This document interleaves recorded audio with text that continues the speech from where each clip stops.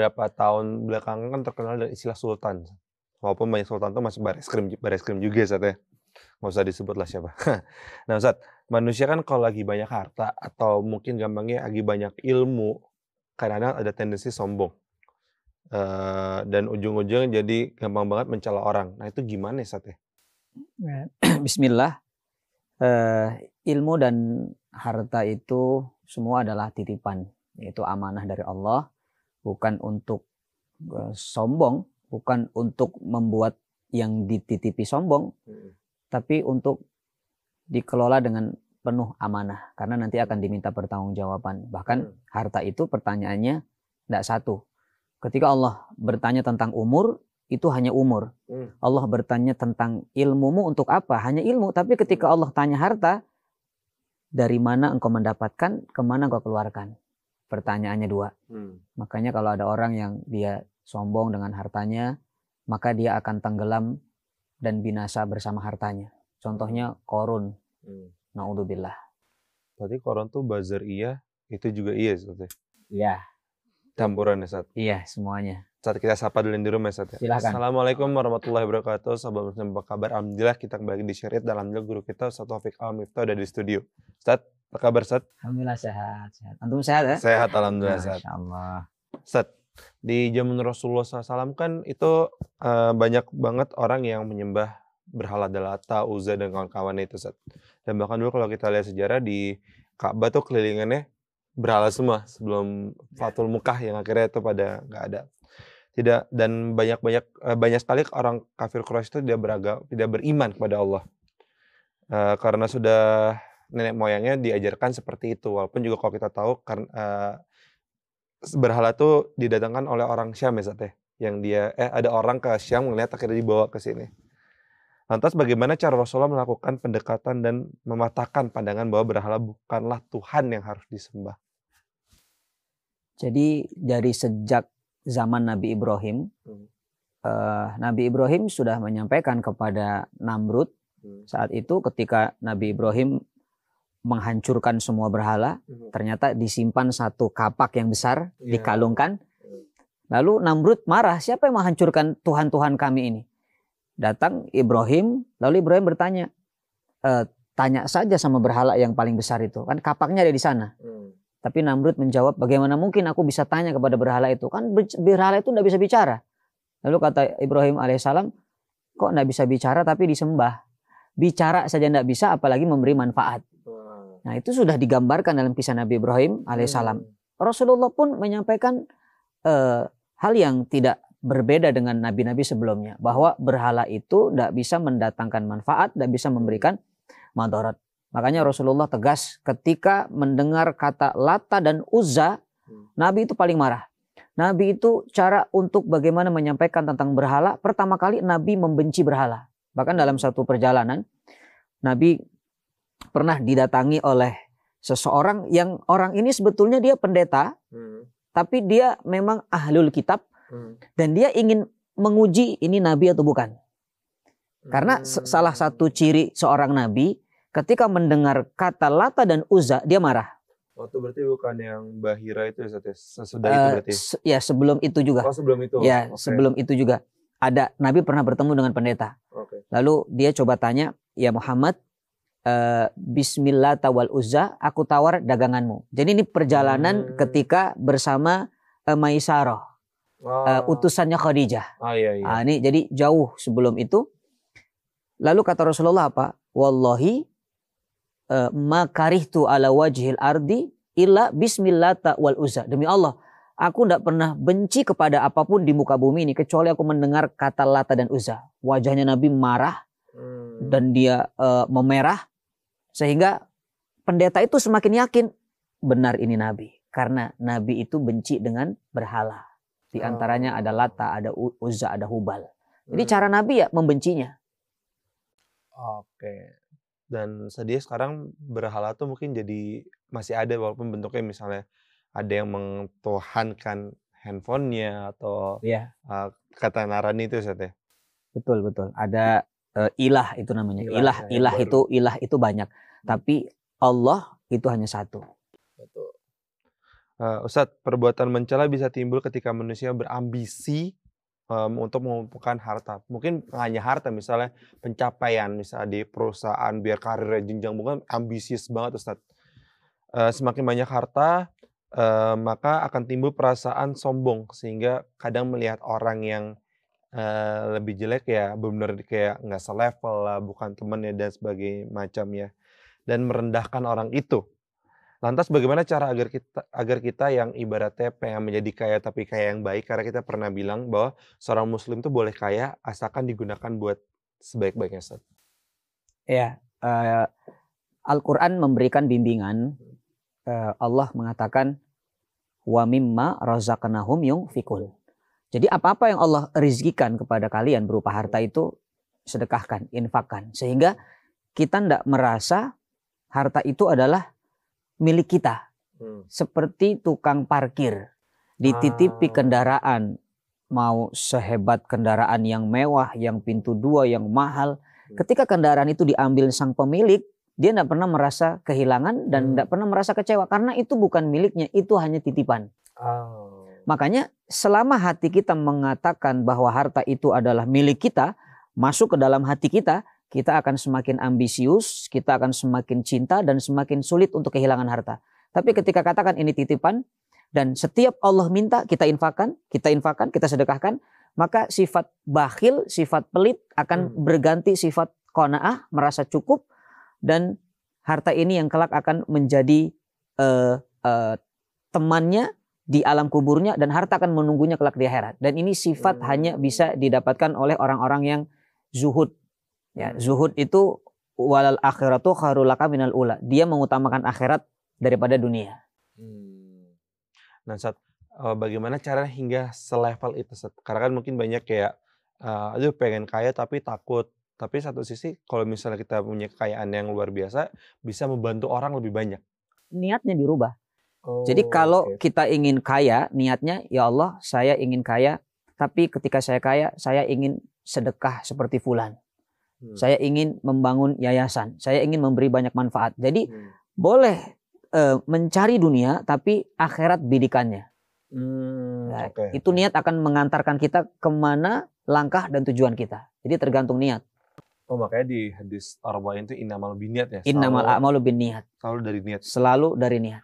Karena mungkin nah ini Ustaz, kan awalnya niatnya udah suci itu bagus untuk. Nah, tapi kadang-kadang di perjalanan Ustaz, kan suka ada yang ibaratnya digeser dikit. Nah, itu gimana Ustaz? Gimana kata Nabi, di dunia takum, perbaiki terus niat kalian. Jadi kalau niat sudah lurus ternyata belok, lurus lagi. Itulah kenapa ada kata-kata taubat. Taubat itu kembali. Ya, sudah lurus ternyata belok, lurus lagi. Kembali lagi, itu namanya taubat. Ustaz, kan orang bekerja itu untuk mengumpulkan uang karena untuk kebutuhannya dan sebagainya. Tapi tak sedikit pekerjaan bisa membutakan manusia dari ibadah. Mungkin ada beberapa pekerjaan akhirnya sholatnya entaran dulu sampai ibaratnya di 1 detik sebelum azan asar, misalnya zuhur dan asar. Menimbun banyak harta juga tak lantas membuat hidup jadi kekal dan menunda kematian. Lantas untuk apa muslim mempunyai kekayaan dan harta berlimpah? Ujung-ujungnya seperti tadi. Ya, muslim mempunyai harta kekayaan tujuannya untuk mendekatkan diri kepada Allah, mencari ridhonya Allah. Karena beberapa syariat kita pun butuh harta. Ada pergi haji, ada umroh, ada zakat mal, semuanya dengan harta. Jadi kalau dikatakan muslim itu butuh harta, iya dia butuh harta. Muslim itu bekerja dengan semangat, iya dia kerja dengan semangat. Tapi sekali lagi, akhirat itu adalah tujuan utama, dunia itu hanya sebatas fasilitas dan jembatan saja. Makanya untuk menyelamatkan diri kita dari murka Allah, apa yang Allah amanahkan kepada kita, yang pertama tadi kita bahas adalah luruskan niat dalam mencari harta. Niatnya adalah untuk supaya kita terbebas dari meminta-minta. Karena Nabi tidak suka umatnya meminta-minta. Yang kedua, kita ingin menjadi orang manfaat. Manfaat dari sisi harta. Karena banyak duafa, fakir, miskin. Kita juga bisa bantu. Lalu yang ketiga, kita bisa menyelamatkan ekonomi-ekonomi yang sifatnya kapital. Jadi supaya tidak ada riba, supaya tidak ada rentenir. Dan mungkin anti resesi juga kan. Karena untuk Mencegah resesi adalah membelanjakan uang ke UMKM. Iya, betul. Oh, oke. Dan ternyata sebatas itu walaupun orang mikir itu ilmu ekonomi modern padahal itu bisa jadi ibadah ya Zat ya? Iya, tapi jangan sampai lalai. Tadi kalau dia sibuk cari harta tapi dia lalai, maka hartanya dapat tapi tidak berkah. Karena yang kita bidik itu kalau ridho Allah harus di situ ada barokah namanya. Kalau ndak barokah, ya Allah ndak ridho. Makanya orang kerja dari jam 7 pagi sampai jam 6 sore, dia ndak sholat, mungkin gajinya ndak akan berkurang, bahkan bisa bertambah. Karena dia disiplin, karena dia kerja terus, teladan, karyawan yang disiplin, yang bagus. Tapi mohon maaf, kualitas keberkahannya ndak ada. Karena keberkahan itu hanya bisa didapat dengan mendekatkan diri kepada Allah. Sementara kalau bicara kuantitas dengan cara apapun, kita akan bisa mendapatkan. Oke. Ustadz, disebutkan di neraka Hutamah, para penghuni neraka akan mendapatkan siksaan api neraka mulai dari kulitnya, dagingnya, dan tulangnya. Sampai hatinya dalam kondisi hidup-hidup. Lantas mengapa Allah bakar hatinya juga Ustadz, di neraka itu Ustadz? Dan atau mungkin kenapa Allah ngebakar semuanya? Ya, nanti ini ada di dalam ada nih ya, tafsirnya ya, tapi singkat saja. Karena orang itu mencela, menyakiti, mengumpat dengan hatinya. Dan orang yang terkena celaan, dia pasti akan merasakan sakit sampai ke hatinya. Makanya dikatakan, nusuk banget Ustadz kata-katanya. Sakit hati banget saya dengan dia. Nah, sehingga Allah memberikan adab yang dirasakan sakitnya seperti sakitnya orang yang dicelanya. Makanya yang disasar adalah Hutamah ini hatinya. Oke, Sobat Muslim, kita mau istirahat sejenak karena habis ini insya Allah Ustaz akan menjelaskan lebih jauh tentang tema ini. Makanya jangan kemana-mana, tetap di Share It.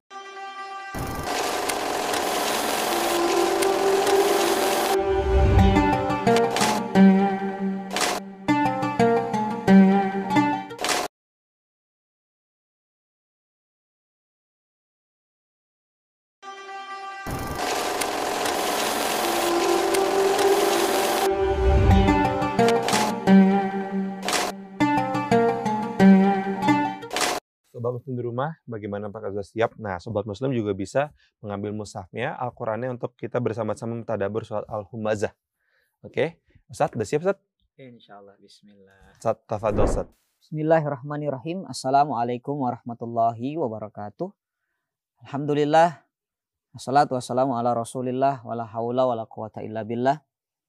Allahumma anfa'na bima 'allamtana wa 'allimna bima yanfa'una wa zid wa barik lana fi ilmina bi rahmatika ya arhamar rahimin. Amin ya rabbal alamin. Alhamdulillah rabbil alamin. Sahabat-sahabat Share It dimanapun berada, kesempatan yang berbahagia ini kita membahas satu surah. Surah ini gambaran secara figuratif bagaimana orang-orang rugi karena sering menyakiti orang lain, karena dia sering mencela orang lain, dan dia hobi dalam mengumpulkan harta. Nah, kalau surah Al-Asr sebelumnya, orang ini rugi karena tidak beriman, tidak beramal soleh, tidak menasehati dalam kebenaran dan kesabaran. Tapi surah Al-Humazah ini lebih mendalam lagi. Ini adalah figur contoh orang yang rugi kata Allah. Apa isi dari surah Al-Humazah? A'udzubillahi minasyaitonirrajim. Allah berfirman, wailul likulli humazatil lumazah. Wail, kata-kata wail ini ungkapan kekecewaan. Kalau ada orang kecewa, seorang ibu, dia kecewa dengan anaknya karena anaknya itu bandel sekali. Tidak berubah, dinasihati tidak berubah, masih bandel anaknya. Maka ibunya mengatakan wailak, celaka kamu. Yaitu kata wail. Ya, atau ini juga ungkapan kesedihan. Ya, misalnya ada orang menyesal karena dia pernah punya salah kepada orang lain, tapi orang lain itu sudah wafat dan tidak bisa lagi diketemukan. Ya, dia ingin meminta maaf, tapi orangnya sudah tidak ada. Itu menyesal tuh, ya Allah, kalau dia masih ada aku akan minta maaf, tapi ternyata dia sudah tidak ada. Maka penyesalan itu juga disebut dengan dikatakan wail. Ya, dia menyesal sangat dalam karena ingin meminta maaf, memperbaiki hubungan, orangnya sudah tidak ada. Nah, pertanyaannya yang mengucapkan wail ini ternyata bukan manusia tapi Allah. Wailul likulli humazatil lumazah. Allah yang mengucapkan. Jadi seolah-olah kalau digambarkan yang kecewa di sini bukan manusia tapi Allah. Kira-kira kalau ada orang kecewa sama kita, orang itu bisa murka sama kita. Itu manusia. Kebayang nggak kalau Allah yang kecewa? Dan kalau orang yang kecewa, mungkin kita bisa minta maaf dan menyelesaikan kekecewaan di dunia. Tapi saat Allah sudah kecewa dan sudah di akhirat, tidak bisa lagi memperbaikinya. Yang ada hanyalah azab. Yang ada hanyalah murka Allah. Maka orang ini dikatakan orang yang paling rugi karena membuat Allah kecewa. Itulah kata-kata wail. Ada ulama juga menyampaikan wail itu wadi min jahannam, lembah di jahannam. Jadi sampai neraka jahannam sendiri dia berlindung kepada Allah dengan wail. Jadi ada neraka berlindung kepada Allah dari neraka. Ya, bisa dipahami ya. Jadi wail ini ternyata neraka yang membuat neraka jahanam sendiri berlindung dari wail. Ini dahsyatnya wail. Nah, kemudian siapa yang dikatakan celaka? Allah mengatakan likulli humazatil lumazah. Yang celaka ini orang yang melakukan dua. Satu lumazah, kedua humazah. Apa itu lumazah, Ustadz? Nah, lumazah itu alladzi yaibun nasi bifi'lihi. Dia mengungkapkan aib seseorang, ya menjelek-jelekan orang lah bahasa mudahnya. Tapi dengan perbuatan. Misalnya begini, temannya pincang, ditiru. Dia jalan pincang, padahal dia normal sebetulnya. Itu namanya lumazah. Temannya cadel, ditiru. Ya, temannya tidak jelas bicaranya. Tidak bisa bilang R, ya R, ditiru, itu namanya lumazah. Itu tidak boleh. Ya. Kemudian kalau humazah apa maknanya? Kalau humazah alladzi yaibun nasi biqauli. Ini dengan ucapan. Kalau tadi dengan praktek perbuatan, kalau humazah dengan perkataan. Misalnya temannya kulitnya hitam dipanggil, "Hei Hajar Aswad sini." Nah, itu namanya humazah. Temannya badannya besar, dadakan sini. Kok dadakan? Tahu bulat. Digoreng dadakan. Nah, itu namanya humazah. Dan Rasulullah sangat marah kepada orang-orang yang humazah ataupun lumazah. Dulu istri Nabi pernah hanya isyarat saja. Karena Nabi punya istri namanya Sofiyah. Sofiyah itu tidak terlalu tinggi badannya. Sampai kalau mau naik unta harus melalui kaki Nabi sebagai tangga pijakan. Lalu apa kata salah satu istrinya? Ya Rasul, hanya isyarat. Ya Rasulullah, maksudnya ya Rasulullah, Sofiyah kan kecil. Apa kata Nabi? Isyaratmu itu kalau dilempar ke lautan akan mengotori seluruh lautan. Bayangkan, hanya mengatakan isyarat itu sudah mengotori lautan. Bayangkan kalau yang keluar dari kata-kata kita, berapa ungkapan hinaan, humazah, lumazah kepada orang, maka bukan hanya mengkotori lautan, bahkan mungkin seluruh isi bumi ini kotor dengan kata-kata kita. Makanya ini tidak boleh. Ya, termasuk hanya dengan isyarat misalnya, ada orang yang suka ngomongin orang. Kita tahu akhlaknya buruk. Tiba-tiba dia lewat, ini untuk para ibu misalnya, lagi kumpul-kumpul. Terus ada tetangganya yang suka ngerumpi lewat, lalu dia colek temannya. Nah, dengan mata tuh. Nah, itu sudah masuk ke lumazah. Jadi tidak boleh. Nah, apa yang Allah akan berikan? Subhanallah. Sebelum kita lihat yang Allah berikan kepada orang yang melakukan lumazah, humazah, penyebabnya yang harus kita hindari adalah orang ini saking cintanya kepada dunia. Nah, itu masalahnya. Kenapa bisa humazah? Kenapa bisa lumazah? Kata Allah, alladzi jama'a malahu addadah. Ini orang hobinya ngumpulin harta dan menghitung-hitung harta. Kalau ada orang suka ngitung harta, ngumpul harta, maka berpotensi terkena penyakit lumazah, humazah. Kenapa? Karena dia cinta kepada dunia. Ya, alladzi jama'a malahu wa addadah. Dia selalu kumpulkan harta, bahkan yahsabu anna malahu akhladah. Ayat selanjutnya, dia mengira harta yang dikumpulkan itu akan kekal. Ya, jadi harta yang dikumpulkan itu akan kekal dan dapat menolongnya. Padahal subhanallah, tidak ada satupun harta yang kita miliki akan mencegah kita dari kematian, akan mencegah kita dari kesengsaraan kalau harta itu tidak kita gunakan sebaik-baiknya untuk melakukan ketaatan kepada Allah Subhanahu wa taala. Ya. Jadi subhanallah, ternyata orang-orang yang dia meyakini hartanya bisa menolongnya, segera introspeksi diri, perbanyak taubat kepada Allah, karena hartamu tidak akan bisa menolongmu selama hartamu tidak digunakan di jalan untuk ketaatan kepada Rabbmu. Maka ayat selanjutnya ditegaskan kalla layum badanna fil khutamah. Ya, setelah orang ini meyakini hartanya bisa menyelamatkannya, kata Allah, sungguh sekali-kali tidak. Tidak bisa, kata Allah. Jadi hartamu itu benar-benar tidak bisa menjagamu, menyelamatkanmu. Justru kamu akan dilemparkan ke hutamah. Apa itu hutamah? Jadi ada nabadha, ada toroha. Ini beda. Dilemparkannya bukan dengan cara nabadha. Ya, kalau dikatakan mohon maaf, bukan dengan cara toroha. Kalau toroha, dia dilempar tapi sembunyi-sembunyi agar orang itu tidak tahu. Teman-teman kalau mungkin buang sampah sembunyi-sembunyi itu biar orang tidak tahu, itu namanya toroha. Tapi dilemparkannya ahli khutamah itu dilemparkan dengan terang-terangan. Jadi orang melihat. Naudzubillah. Ya. Kenapa Allah lemparkan dengan terang-terangan?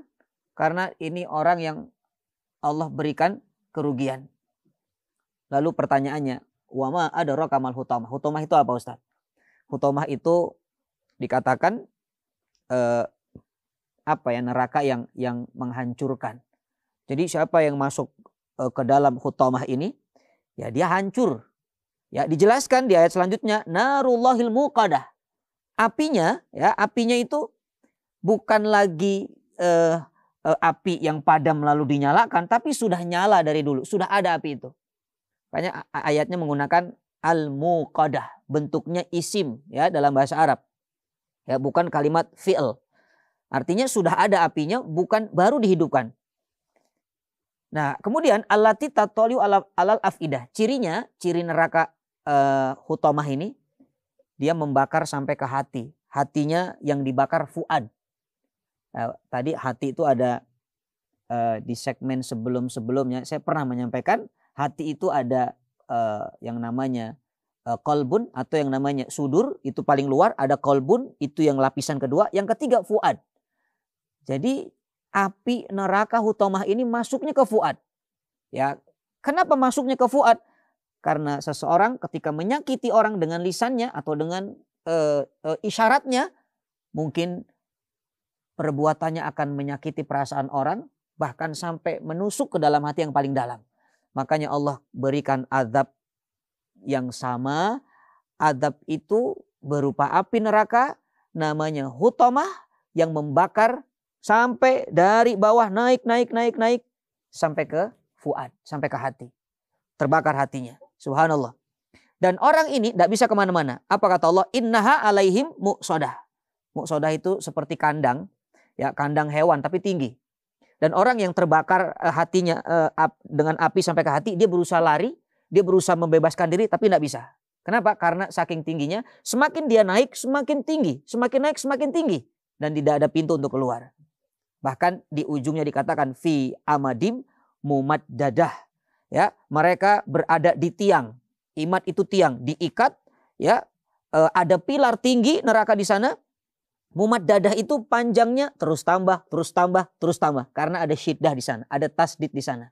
Ya, naudzubillah. Maka betapa dahsyatnya azab neraka hutamah bagi orang-orang yang melakukan lumazah ataupun humazah. Maka kesimpulannya, jangan pernah menghina kelompok lain, jangan pernah menceritakan keburukan orang lain, dan jangan merasa harta yang Allah titipkan ini menjadi harta milik kita seutuhnya. Ingat, semua akan ada pertanggungjawaban. Ini yang bisa kita pelajari dari surah Al-Humazah. Semoga menambah hazanah atau kebaikan kita. Jazakumullah khair ala husni istimaikum. Lakum minallah buat doa. Wallahu yubariku fikum. Assalamualaikum warahmatullahi wabarakatuh.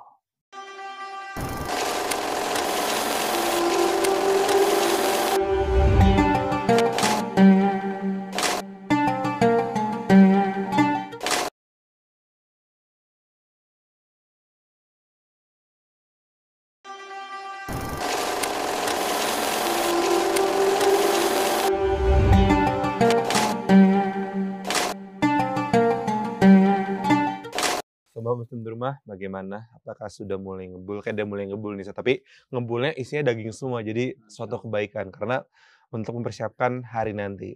Orang kan banyak menabung apa untuk mempersiapkan hari tua, ini lebih tua lagi, lebih ujung lagi nih. Nah Ustaz nih alhamdulillah ada beberapa pertanyaan dari netizen di rumah, boleh dibacain ya Ustaz ya? Boleh.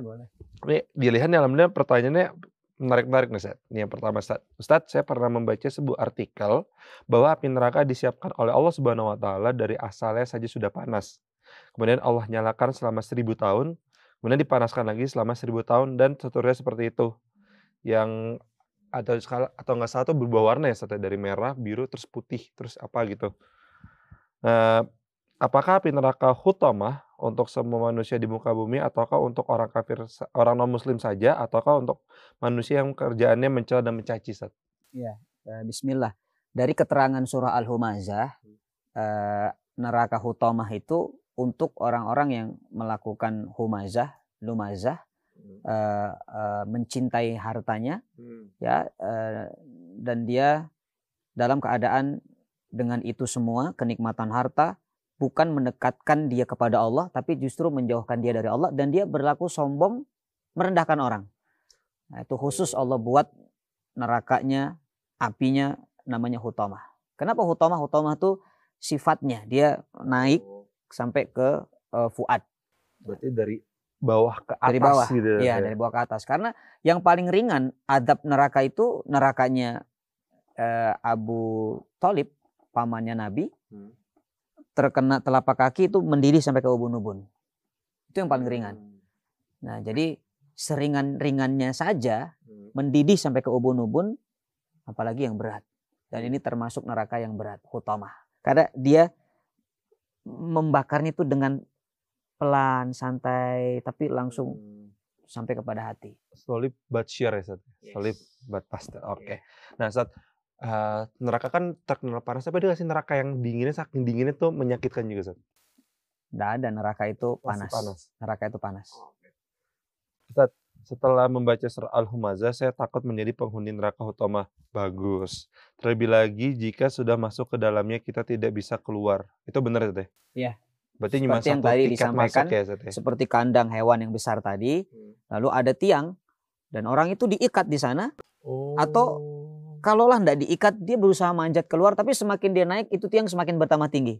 Antum kebayang nggak panjat pinang? Iya. Itu aja tiangnya nggak nambah, tapi nggak nyampe-nyampe kita. Iya. Ini sudah tiangnya tambah panjang, sementara api tuh ngejar dia dari bawah. Oh, kalau kayak di film tuh kalau lagi dikejar-kejaran gitu strategi. Iya. Oke. Tapi nggak selamat dia, nggak bisa. Oke. Tidak bisa lari kemana-mana dan hancur terbakar hingga berkeping-keping. Tapi bagaimana Ustadz jika saya mempunyai anak seorang hafiz Quran, saya pernah membaca bahwa seorang hafiz Quran bisa menyelamatkan 10 orang penghuni neraka. Apakah saya bisa diselamatkan oleh anak saya? Selama masih punya iman, Allah akan membebaskan kita dari adab neraka. Ada iman, dapat syafaat. Bahkan Rasulullah pernah meriwayatkan, ada seorang anak disekolahkan di pesantren.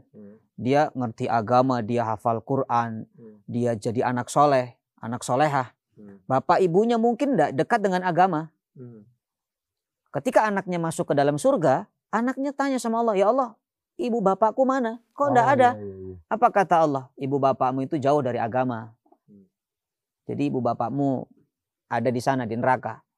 Kata anak ini, ya Rob, saya kenal agama itu dari nafkah bapak saya. Dia cari nafkah tiap hari, berangkat pagi, pulang malam, demi untuk bayar sekolah saya di pesantren, ya Allah.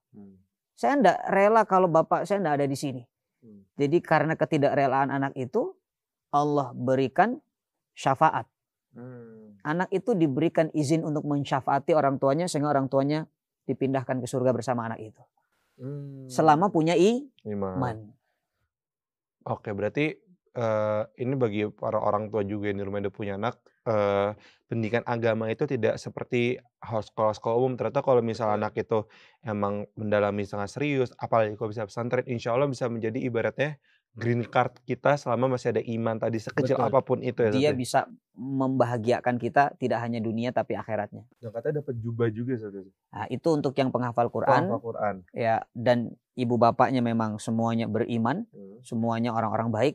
Nanti akan masuk surga digandeng dengan anaknya, bahkan diberikan pakaian kemuliaan dan mahkota kemuliaan. Itu karena hasil dari Quran yang selama di dunia dia hafalkan dan dia juga amalkan. Oh, berarti tadi yang awal tuh yang mempelajari agama, Ustaz ya? Mempelajari Jadi ada dua agama. beda ujungnya. Oke. Ustaz, bisa dibilang saya workaholic, kerja terus kerjaannya, temen banget kerja. Pagi sudah berangkat, pulang larut malam. Saking capeknya saya jarang sholat wajib ataupun rajin sholat malam. Alhamdulillah berkat kerja kerasnya, saya selama ini di usia muda saya bisa menikmati hidup enak. Bisa membeli apapun yang saya mau, sudah memiliki rumah, mobil, serta barang mewah lainnya. Oke, bahkan saya bisa liburan kemanapun saya mau. Tapi pada akhirnya, saya seringkali gelisah dan sangat pelit. Saya takut harta yang saya kumpulkan ini habis dan jatuh miskin. Kenapa harta di dunia tidak bisa membuat saya bahagia, Ustaz? Karena ukuran bahagia itu bukan dunia, bukan harta, bukan jabatan. Berapa banyak orang kaya tapi juga ternyata tidak bahagia. Oh iya. Ya, berapa banyak orang yang karirnya tinggi, jabatannya hebat tapi juga tidak bahagia. Berujung kesengsaraan. Itu ada sultan, sekarang masuk rutan. Nah, iya. Tidak bahagia. Baris krim maksudnya. Ya. Nah, maka ukuran bahagia itu dari mana? Nah, ukuran bahagia itu ketika seseorang mendapatkan kenikmatan, lalu kenikmatan itu berbuah ketaatan. Nah, itu akan bahagia. Makanya barokah itu kata ulama, kullu ma tazidukum fi ta'ah. Apa yang membuatmu nambah taat kepada Allah itu barokah. Semakin punya harta, semakin taat. Semakin naik jabatan, semakin taat. Semakin dikasih keturunan, dikasih pasangan, semakin taat. Nah, itu namanya barokah hartanya, barokah jabatannya, barokah pasangan keturunannya. Tapi kalau dapat nikmat semakin maksiat, semakin jauh dari taat, itu tidak akan ada keberkahan. Bahkan itu namanya musibah sebelum musibah sebenarnya di akhirat. Kalau bahasa Qur'annya istidraj. Istidraj itu Allah panjangkan kenikmatan, tapi tujuannya supaya Allah bisa celakakan. Jadi menjauh ya akhirnya. Seperti ayam dikasih makan sama pemilik, tujuannya supaya ayam itu gemuk. Dan dipotong. Setelah gemuk disembelih. Nah, itu orang-orang istidraj. Makanya jangan bangga Allah mudahkan pekerjaan, Allah mudahkan harta. Tapi tidak sholat, tapi tidak ngaji. Tapi tidak pernah ada masalah hidupnya, santai saja. Nah, Allah sengaja mengulur-ulur supaya antum semakin lupa, semakin jauh. Setelah tiba waktunya ditarik langsung ke neraka jahanam. Tinggal tunggu bom waktunya. Iya, tinggal tunggu bom waktunya saja. Nah, saat ini kan sekarang banyak banget yang kerja karena emang tuntutan segala macam ya. Nah, saat kalau misalnya ada seorang pekerja yang ibaratnya udah level tinggi, terus di level tinggi itu dia malah ibaratnya dan udah mengaji juga, saat dia malah ngomongin orang, terus dia juga ibaratnya bawahannya kurang menyenangkan segala macam. Nah, itu ganjarannya apa, Ustaz? Seperti yang Allah sampaikan dalam surah Al-Humazah, siapapun dia, mau dia kalangan dari pejabat, kalangan ulama, kalangan orang beriman, kalau dia melanggar dari apa yang disampaikan tadi, dia humazah, dia lumazah, maka status hukumnya sama kalau dia tidak taubat kepada Allah. Apalagi dosa kalau yang melakukan adalah orang yang punya kekuasaan, ya, dia jadi seorang teladan, bahkan dia orang yang faham, walaupun kecil dosa itu, maka di mata Allah dosa itu jadi besar. Ini perkataan Ibnu Qudamah. Jadi dosa besar itu tidak hanya secara zahir, zina, khamr. Dosa kecil kalau yang melakukan dia faham, dia yang melakukan seorang teladan, seorang yang punya kekuasaan, maka dosanya tetap besar. Oh, berarti makanya katanya kalau ada orang yang doa itu satu pemimpin yang adil itu, Ustaz ya? Betul. Karena seberat dan makanya juga katanya Abu Bakar Umar tuh nggak mau jadi khalifah karena seberat itu yang tanggung jawab yang dipegang. Amanahnya berat. Ya. Oke, Ustadz, ini mungkin kita udah menuju sesi akhir. Ustadz, udah siap belum, Ustadz? Pertanyaan dari Ustadz. Bismillah, siap. Oke, Sobat Muslim, jangan kemana-mana, tetap di Share It.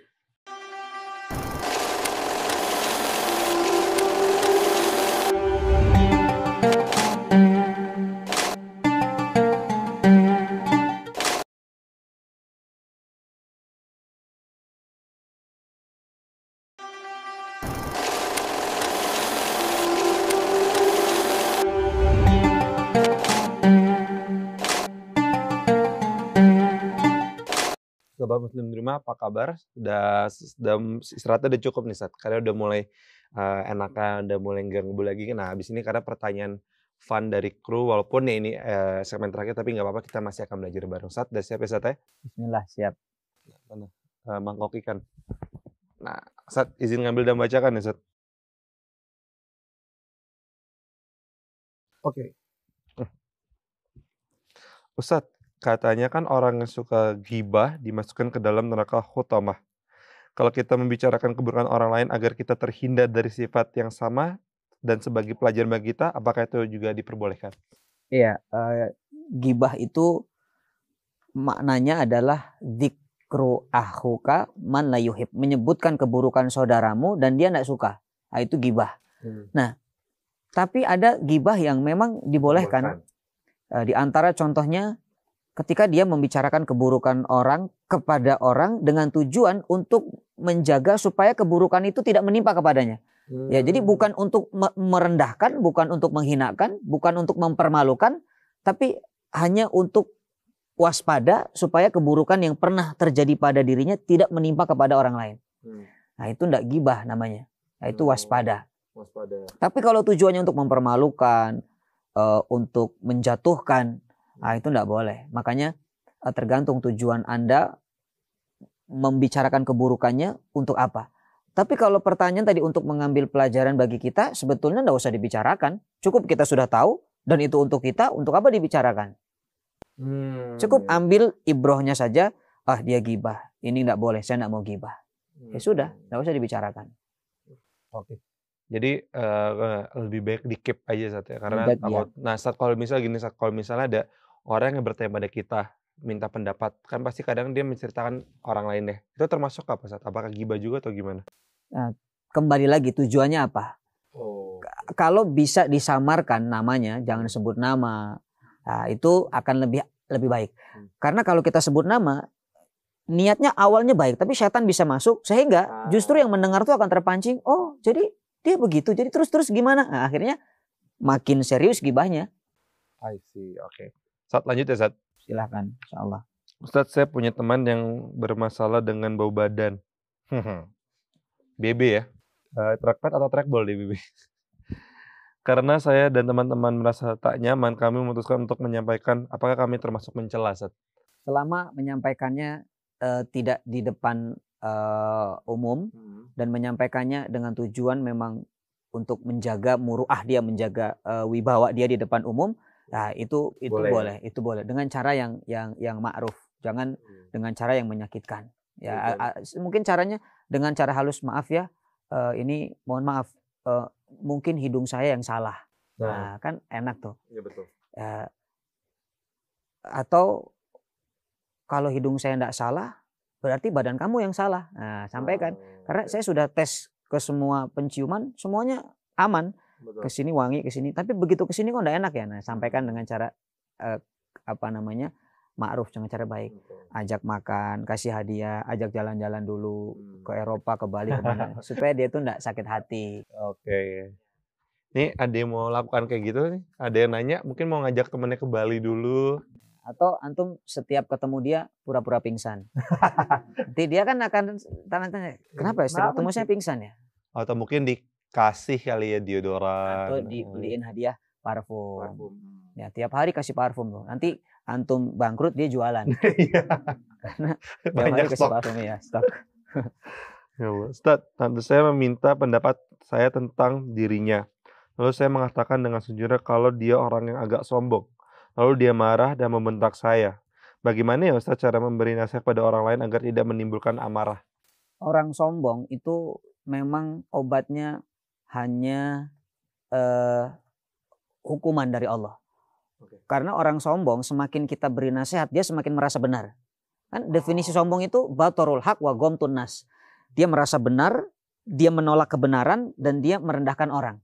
Makanya iblis itu susah taubat. Karena sifatnya sombong, penyakitnya sombong. Kalau Nabi Adam bisa taubat karena cuman serakah. Orang serakah tuh masih mungkin bisa taubat. Tapi orang sombong itu tidak bisa taubat. Makanya penyakit sombong ini kata Rasulullah, tidak akan masuk surga orang yang dalam hatinya ada kesombongan walaupun seberat dzarrah. Daroh itu kalau ditimbang itu ndak ada beratnya. Oke, nggak kedetek ya. Nggak kedetek seperti debu yang di karpet atau partikel yang ada di jendela ketika terkena matahari, itu ndak ada beratnya. Tapi itu nggak bisa membuat orang masuk ke dalam surga karena sombong. Makanya cukup sampaikan sekali saja. Kalau dia tetap mengatakan aku paling benar, aku nggak mau dengar, kamu itu anak baru kemarin nasihatin saya, sudah tinggalkan. Ya tinggalkan. Karena ada kaidah tarkul jawab alal jahil jawabun. Meninggalkan jawaban kepada orang bodoh itulah jawabannya. Ya, maksudnya di antara orang bodoh itu ya orang sombong. Karena yang pantas sombong itu Allah. Kok dia bisa sombong? Padahal apa yang ada dalam dirinya semuanya adalah karunia dari Allah. Makanya Allah marah sama orang sombong. Ini kayaknya pertanyaan ini curhatan nih, Ustaz. Iya. Lanjut nih yang nomor 6. Ustaz, saya kesal selalu jadi bahan gibah teman saya. Ini mana nih orangnya nih? Mau cerita langsung confess boleh loh. Karena badan saya yang gemuk sekali. Lebih spesifik. Apakah mereka akan masuk ke neraka utama nanti, Ustaz? Ya, kalau seandainya yang dibicarakan ini tidak memaafkan, pastinya akan memberatkan siksanya perjalanannya kelak ke akhirat. Jadi kalau kita sudah tahu teman kita membicarakan, sampaikan, tolong jangan bicarakan keburukan saya tidak suka. Ya, tapi kalau ternyata temannya tetap membicarakan, kalau kita ingin menjadi orang mulia, ya sudah maafkan saja. Semoga menjadi penggugur dosa-dosa saya. Ya, tapi kalau tidak terima, ya nanti di akhirat akan disidang sama Allah. Nah, tuh itu. Jadi siapa tadi yang korban gibah? Atau gini, jadikan motivasi untuk lebih sehat supaya kurus. Jadi kan kalau kurus dia membicarakan gemuk, berarti fitnah. Iya, betul. Jadi kena kemana-mana kena itu. Kalau benar dia gibah, kalau salah dia fitnah. Double kill. Ya. Ustadz, saya punya tetangga kaya raya dan tidak pernah kekurangan makan. Oh, bagus. Tapi saya ngajal menjemput di usia muda, sementara saya punya tetangga yang miskin bahkan sesekali cari makan, tapi hidupnya senantiasa dipanjangkan. Jadi dunia ini kita nggak perlu ngoyo, apa sih? Ngoyo? Ngoyo itu nggak perlu apa ya? Ngejar-kejar banget ya? Iya. Oh, Jawa kan yang tulisnya. Ngoyo ngejar harta ya, Sat ya? Iya. Jadi nggak perlu terlalu itu ya sama harta berarti. Ya, jadi gini, rezeki itu sudah diatur sama Allah. Jadi kadang kita tertipu, semakin kerja keras, seolah-olah semakin banyak yang didapatkan. Padahal kadarnya itu sudah tentukan. Ini ada cerita, seorang pembersih pelana kuda, dia memang ketika membersihkan pelana kuda tuh dengan penuh hati-hati, dengan penuh kelembutan. Sampai Umar itu melihat, sahabat Umar melihat dalam hatinya Umar, dia bilang ini setelah beres aku akan berikan dia uang 100 dirham. Karena Umar melihat ini cara kerjanya bagus. Tapi bersamaan dengan itu hati orang ini bilang, ini pelana kuda kalau saya jual laku 100 dirham. Nah, dia ingin berbuat keburukan sementara sahabat Umar radhiyallahu anhu ingin berbuat kebaikan. Nah, ternyata hawa nafsunya, amaratun bisunya lebih dominan. Sehingga pelana ini dijual, dapat 100 dirham. Nah, pertanyaan saya, kalau dia sabar, dapat nggak 100 dirham dari Umar? Dapat. Kadarnya sama-sama 100 dirham. Yang membedakan adalah yang dari Umar radhiyallahu anhu halal, yang dia dapatkan adalah haram. Jadi di sini bicara kualitas. Jadi kuantitas rezeki itu sudah diatur. Tapi kualitas itu yang menjadi otoritas kita. Kita mau cari dari sisi mana? Halal, haram, atau syubhat. Allah kasih akal kita untuk memilih. Makanya saya punya teman ojek online. Dia cerita, Ustadz, saya ini kemarin narik, nggak sholat duhur, asar, maghrib, isya. Dapatnya segini, Ustadz. Besoknya saya sholat, dapatnya segini juga, nggak ada ngaruh. Jadi lebih baik saya istirahat sholat ya. Iya, lebih baik sholat. Jadi kadarnya tuh nggak berubah, sama. Kadang kita tertipu, ada istilah mau kaya kerja keras, ya kan? Sebetulnya enggak juga. Banyak orang yang kerjanya santai, nggak kerja keras, ya seperti tukang bubur kan nggak keras tuh. Iya, karena lunak. Ya kalau tukang bata itu keras. Keras ya. Naik haji, kan viral tuh. Tukang bubur naik haji. Ya, jadi kita jangan tertipu dengan itulah. Ya. Ojo ngoyo-ngoyo gitu ya. Ojo ngoyo-ngoyo, nggih. Ntar lamanya di aksen Jawa. Ustadz, bagaimana cara untuk menahan diri untuk tidak bergosip. Emak-emak nih kayak nulis nih atau cewek-cewek biasanya ya. Biasanya kan gitu kan cewek-cewek kadang-kadang kamar mandi gosipnya lama kan nggak keluar-keluar. Bener nggak? Tabayun nih saat tabayun, takutnya kalau salah. Nah, karena teman saya baru bilang, tahu nggak sih? Nah, biasanya kan gosip mulai dari gitu, Sat. Tahu nggak sih lo? Gitu. Nah, itu gimana tuh, Sat? Untuk membentengin dari tahu gak sih gosip itu, Sat? Ya, memang gibah itu banyak madhabnya. Oh, Ya. Gimana tuh, Sat? Ya, jadi ada yang madhabnya itu lempar opini. Ya, dia datang lempar opini. Ya, tadi tahu nggak sih? Ntar yang lain ikut, ya ada apa? Itu lempar opini itu. Ya, ada yang madhab gibah itu sok empati dia. Sok empati.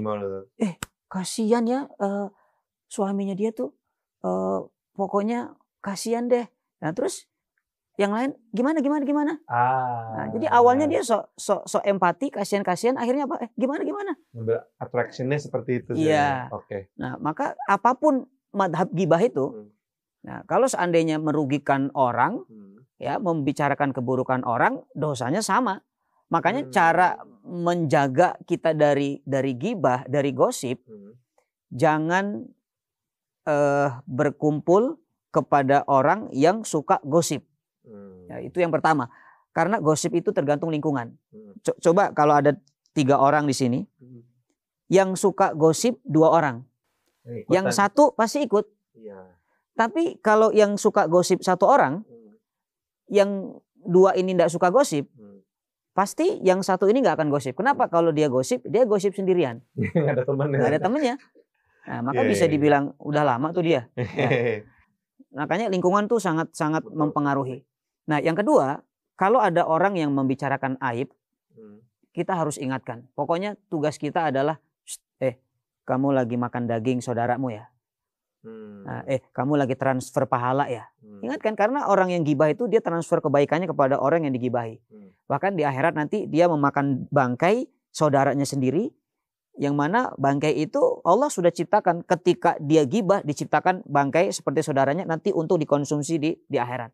Bahkan ketika di alam barzah dia mencakar wajahnya dari kuku yang terbuat dari timah panas dari api neraka. Nah, itu adab-adab orang yang gibah.